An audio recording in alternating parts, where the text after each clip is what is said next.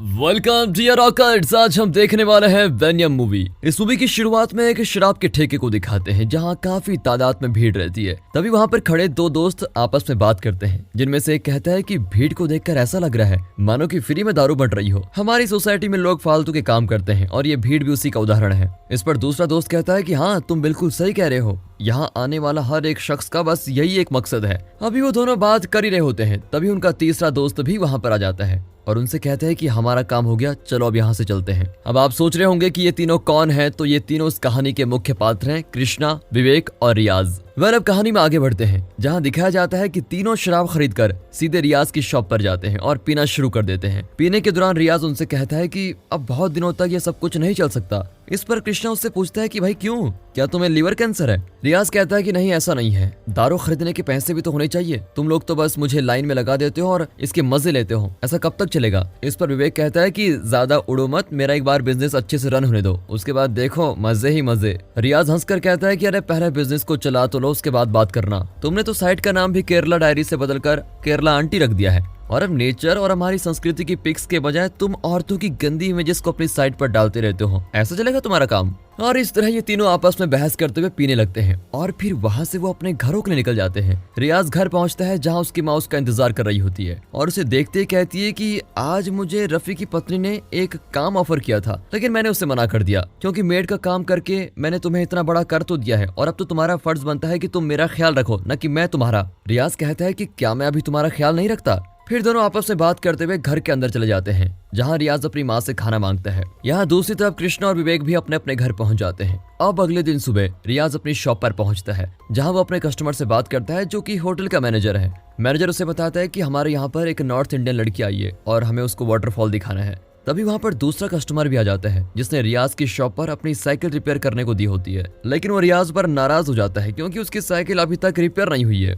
And इस shop पर रियाज का दोस्त विवेक भी रहता है। दोनों आपस में किसी बात पर बहस करते हैं कि तभी वहाँ से दो नन गुजरती हैं, जो कि मिस टेरेसा और अनीता होती हैं। वो उन्हें आशीर्वाद देते हुए सीधे अपने क्लिनिक में चली जाती है, जहाँ पर मिस टेरेसा रोगियों का इलाज करती है और अनीता दवाई देने का काम करती है। तभी क्लिनिक पर सुशीला नाम की एक लेडी आती है, जिसके पास दवाइयों के लिए पैसे नहीं होते। तो अनीता उससे कहती है कि देखिए, परेशान होने की कोई जरूरत नहीं है, मैं तुम्हारी तरफ से पेमेंट कर देती हूँ, तुम बाद में मुझे दे देना। इससे सुशीला काफी खुश हो जाती है। दवाइयाँ लेने के बाद सुशीला रियाज के बगल वाली शॉप पर अपने अंडे बेचने जाती है, जिसको देखकर कृष्णा रियाज को बताता है कि एक जमाने में सुशीला धंधे वाली हुआ करती थी। तभी वहाँ पर विवेक आ जाता है। तीनों मिलकर आपस में मजाक कर रहे होते हैं। तभी वहाँ पर होटल का मैनेजर उस नॉर्थ इंडियन लड़की को लेकर आता है और वो लड़की उन तीनों से वाटरफॉल का रास्ता पूछती है। वो उसे रास्ता बता देते हैं, लेकिन फिर तीनों उसके पीछे वाटरफॉल तक भी पहुंच जाते हैं ताकि ये देख सकें कि उन दोनों के बीच में क्या खिचड़ी पक रही है। वहाँ पहुंचकर तीनों दोस्त झाड़ी में छिप जाते हैं और विवेक मैनेजर और उस लड़की की वीडियो बनाने लगता है कि तभी मैनेजर और वो लड़की वहाँ से दूसरी तरफ जाने लग जाते हैं।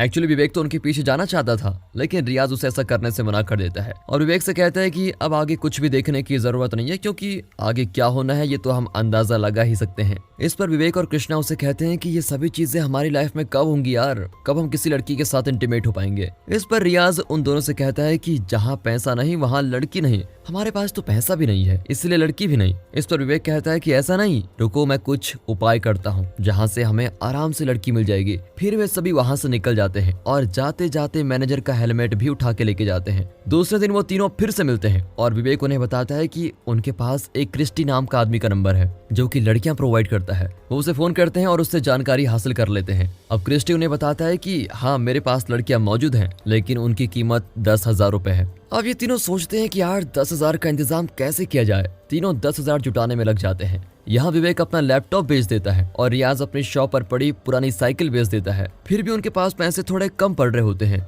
तो वो गांव में कुछ चोरियां भी करते हैं और फिर पैसे इकट्ठे हो जाते हैं। अब वो उस जगह पर जाते हैं जहाँ पर क्रिस्टी ने उन्हें बुलाया होता है। वहां जाकर उन्हें पता चलता है कि ये तो एक ऐसी लेडी है जिसका हस्बैंड खुद उसका सौदा करता है। अब ये तीनों वहां जाते हैं और क्रिस्टी से कहते हैं कि ये लो तुम्हारे पैसे, लेकिन क्रिस्टी उन्हें समझाता है कि 10,000 में सिर्फ एक ही इंसान का काम होगा, अब तुम बताओ तुम में से कौन आना चाहता है। ये तीनों कहते हैं कि बात तो हम तीनों की हुई थी। इस पर क्रिस्टी भड़क जाता है और उनका काम नहीं बनता। अब ये तीनों लौटते समय बात करते हैं कि यार अब क्या होगा, अब हमारी जरूरतें कैसी पूरी होंगी। इस पर रियाज कहता है कि अब हमें दूसरा रास्ता अपनाना पड़ेगा और अपने बल का प्रयोग करना पड़ेगा, लेकिन उसके लिए एक लड़की चाहिए, एक ऐसी लड़की जो अपना मुंह बंद रख सके और किसी के सामने कोई बात न खोले। जिस पर विवेक कहता है कि मेरी नजर में एक ऐसी लड़की है, लेकिन इसके बारे में मैं तुम्हें कल बताऊंगा। दूसरे दिन वो तीनों शॉप पर मिलते हैं और उसी समय मिस टेरेसा और उसकी सहायिका अनीता वहां से गुजरती है। विवेक अनीता को देखते हुए इशारे करता है, जिसको देखकर रियाज और कृष्णा समझ जाते हैं कि यही उनका शिकार है, जो कि एक नन है, और उन्हें इस बात का भी विश्वास होता है कि ये किसी को कुछ नहीं बताएगी। अब वो तीनों शाम होने का वेट करते हैं और शाम हो जाती है।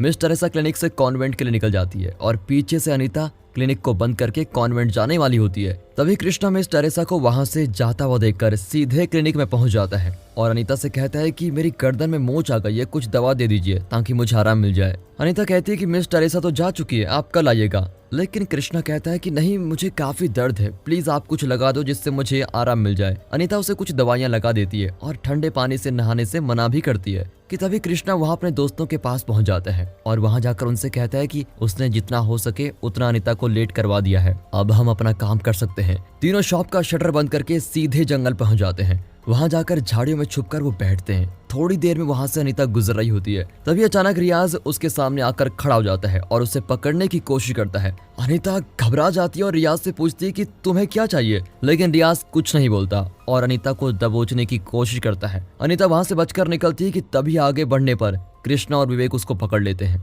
इसी बीच अनीता उनसे फाइट करती है, लेकिन फाइट करते हुए वो आगे भागती है, लेकिन वो बेचारी एक है और ये तीन दरिंदे उसका मिलकर रेप कर देते हैं और इन्हें तब भी चैन नहीं आता तो ये उसकी वीडियो भी बना लेते हैं जिसमें वो कपड़े मांग रही है। दूसरी तरफ दिखाया जाता है कि मिस टेरेसा काफी परेशान है कि इतनी रात हो गई और अनीता अब तक आई नहीं, लेकिन तभी अनीता कॉन्वेंट पहुंचती है और उसकी चोटों को देखकर मिस टेरेसा काफी घबरा जाती है। वो सोच में पड़ जाती है कि आखिर अनीता के साथ हुआ क्या है। वो सीधे फादर के पास पहुंचती है और उनसे कहती है कि फादर, अनीता का क्या किया जाए। जिस पर फादर उनसे कहते हैं कि अनीता को फिलहाल केयर और प्यार की बहुत ज्यादा जरूरत है, तुम उसका ध्यान रखो और कोशिश करो कि वो खुश रहे।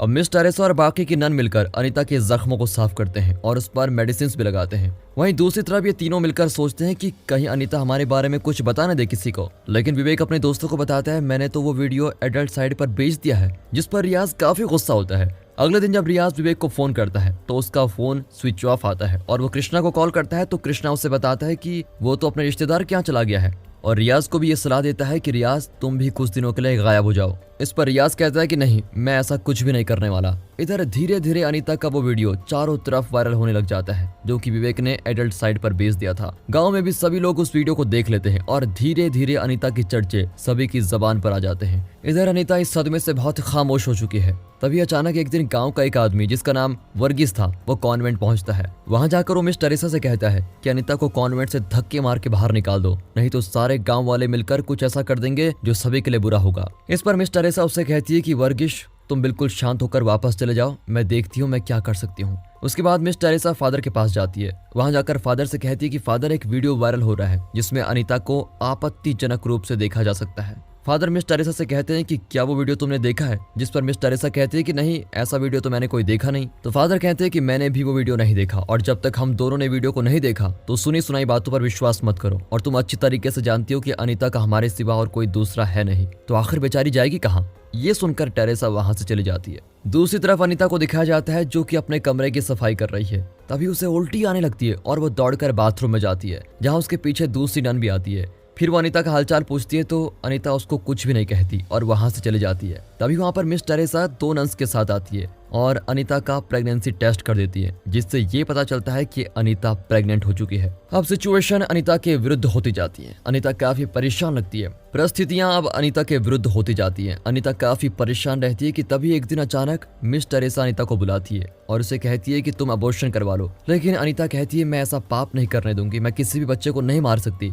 तो इस पर टेरेसा कहती है तो फिर तुम्हारी हम किसी भी तरह से मदद नहीं कर सकते। अनीता कहती है कि मुझे पता है, ऐसा करने से मुझे कॉन्वेंट में नहीं रखोगे तुम लोग। और दूसरे दिन अनीता कॉन्वेंट को छोड़कर बाहर निकल जाती है। वहां से निकलने पर सभी उसे बड़ी अजीब अजीब नजरों से देखते हैं। अनीता को देखकर रियाज अपनी शॉप में छुप जाता है, जिसको देखकर वर्गीश कहता है कि तुम मुझसे क्यों छुप रहे हो, पाप तो अनीता ने किया है, तुमने थोड़ी ना किया है। लेकिन रियाज के पास इसका कोई जवाब नहीं होता। उसका मन जानता है कि ये सब आखिर हम तीनों के कारण ही हुआ है। अनीता वहाँ से सीधे क्लिनिक पहुँचती है जहाँ टेरेसा सुशीला को देख रही होती है। अनीता को देखकर टेरेसा कहती है कि अब तुम यहाँ पर क्या लेने आई हो, जिस पर अनीता कहती है कि मुझे कम से कम हेल्पर के रूप में अपने साथ काम पर रख दो। लेकिन टेरेसा कहती है कि ऐसा हो ही नहीं सकता, कॉन्वेंट में रहने वाली लड़कियों को ही हेल्पर के रूप में काम मिलेगा और तुम ये अच्छी तरीके से जानती हो। मैंने तुम्हें सारी चीजें पहले समझाने की कोशिश की थी कि तुम अबॉर्शन करवा लो, लेकिन तुमने मेरी एक नहीं मानी।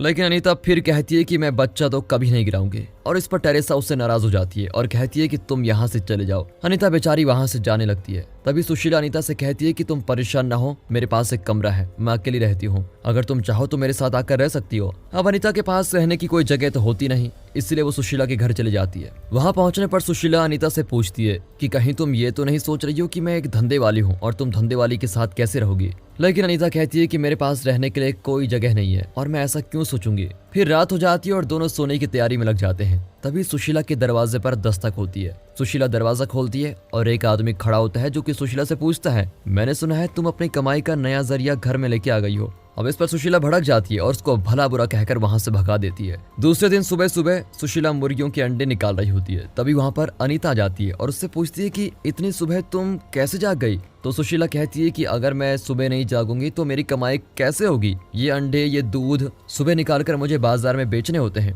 तो फिर अनीता कहती है कि ठीक है, आज मैं अंडे और दूध लेकर जाती हूँ। सुशीला उससे कहती है कि अगर तुम जाओगी तो तुम्हें लोगों के ताने सुनने पड़ेंगे, जिस पर अनीता उससे कहती है कि आखिर कब तक मैं यूं ही बैठी रहूंगी, मुझे भी तो बाहर निकलना होगा। और फिर वो अंडे लेकर वर्गीश की दुकान पर पहुंचती है। वहां बैठे लोग उसको देखकर हंस रहे होते हैं। वर्गीश अनीता से कहता है कि तुम इन इंसानों की चिंता मत करो, तुमने ऐसा कुछ भी नहीं किया है। जिस पर अनीता कहती है कि मुझे तुम्हारी नजरें भी मुझे अच्छी नहीं लगती। ये सुनकर तो वर्गीश भी सिर झुका लेता है और रियाज ये सब कुछ छुपकर देखता है। उसे अब अपने किए पर पछतावा होता है। इधर दूसरे दिन रियाज अपने शॉप पर होता है। तभी वर्गीश उससे पूछता है कि तुम्हारे दोनों दोस्त आजकल नजर नहीं आ रहे हैं, कहाँ गए वो। रियाज कहता है कि वो दोनों कोई जरूरी काम से बाहर गए हैं। जिस पर मजाक उड़ाते हुए वर्गीश कहता है कि जरूर कोई फालतू का काम ही होगा, क्योंकि जॉब के सिलसिले में तो दोनों बाहर जा नहीं सकते। तभी दिखाया जाता है कि अचानक विवेक और कृष्णा वहां पर आ जाते हैं और इशारे से रियाज को अपने पास बुलाते हैं। रियाज उन दोनों से काफी नाराज होता है। वो दोनों भी रियाज से माफी मांगते हैं कि ऐसे बुरे समय में हम तुमको अकेला छोड़कर चले गए। कृष्णा उससे कहता है कि देखो रियाज, मेरे माता पिता मेरे ऊपर काफी पैसे खर्च कर रहे हैं ताकि मेरी जॉब लग जाए, लेकिन मेरे द्वारा एक पाप हो गया।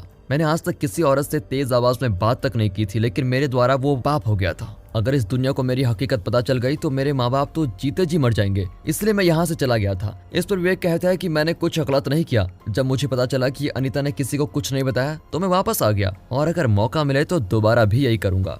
ये सुनकर तो रियाज को फिर गुस्सा आ जाता है। वो कहता है क्या तुम लोगों को पता है, हम लोगों ने एक लड़की की जिंदगी बर्बाद कर दी है और आज वो एक बच्चे की माँ बनने वाली है। लेकिन विवेक कहता है मुझे इन सब बातों से कोई फर्क नहीं पड़ता। अब कृष्णा और विवेक रियाज को कहते हैं चलो जंगल में चलकर कहीं शराब पीते हैं, जिसके लिए रियाज उन्हें मना कर देता है और अनीता को लेकर अंदर ही अंदर काफी परेशान रहता है। उसको बहुत गिल्ट होने लग जाता है। दूसरे दिन रियाज के दोस्त फिर से उसकी शॉप पर आते हैं, जहाँ पर रियाज उन दोनों को बताता है कि उसने ये फैसला किया है कि वो अनीता से शादी करेगा और उसके बच्चे को अपना नाम देगा। इस पर विवेक उससे कहता है कि तुम्हें ये नहीं पता कि वो बच्चा हम तीनों में से किसका है। तो रियाज कहता है कि मुझे जानना भी नहीं है कि ये बच्चा किसका है, लेकिन हम तीनों ने मिलकर उस लड़की के साथ बहुत बुरा किया था और अब मैं नहीं चाहता कि उसके साथ और भी कुछ बुरा हो, इसलिए मैं उससे शादी करने वाला हूँ। ये कहकर वो वहाँ से सीधे सुशीला के घर पर जाता है और उसका दरवाजा बजाता है। दरवाजा बजने पर सुशीला दरवाजा खोलती है और सामने रियाज को देखकर पूछती है कि इतनी रात को यहाँ पर क्या करने आए हो। जिस पर रियाज कहता है कि मैं अनीता से कुछ बात करने आया हूँ। फिर सुशीला उसको सुबह आने को कहती है। वो कहती है कि रात में उसे अनीता से मैं नहीं मिलने दूंगी। ये सुनकर रियाज वहां से चला जाता है, जहां उसकी माँ उसका इंतजार कर रही होती है। वो रियाज से कहती है कि तुम्हें अपनी माँ का बिल्कुल भी ख्याल नहीं है। तुम्हारी माँ शाम से भूखे पेट तुम्हारा इंतजार करती रहती है और तुम हो कि कभी घर में आती नहीं हो, और आज तुम रात को अपने आवारा दोस्तों के साथ पीकर घर वापस आए हो। ये सुनकर रियाज को भी काफी तकलीफ होती है और वो ज्यादा बेचैन हो जाता है। रात भर सो नहीं पाता। सुबह उठते ही वो सुशीला के घर पर जाता है। वहां जाकर अनीता से मिलता है और कहता है अनीता मैं तुमसे शादी करना चाहता हूँ। ये सुनकर अनीता उसे साफ मना कर देती है। वो रियाज से कहती है कि अगर कोई और आए और मुझे और मेरे बच्चे को अपनाना चाहे तो मैं खुशी खुशी उस इंसान से शादी कर लूंगी, लेकिन तुम्हारे साथ कभी भी नहीं। ये सुनकर रियाज वहां से चला जाता है। रियाज अपनी पछतावे की आग में कुछ इस कदर जल रहा होता है कि उसे डिप्रेशन के सिवा कुछ नसीब नहीं होता। अब अगली सुबह जब अनीता अंडे कलेक्ट करके उन्हें गांव में बेचने जाती है, तभी उसे रास्ते में रियाज दिखता है।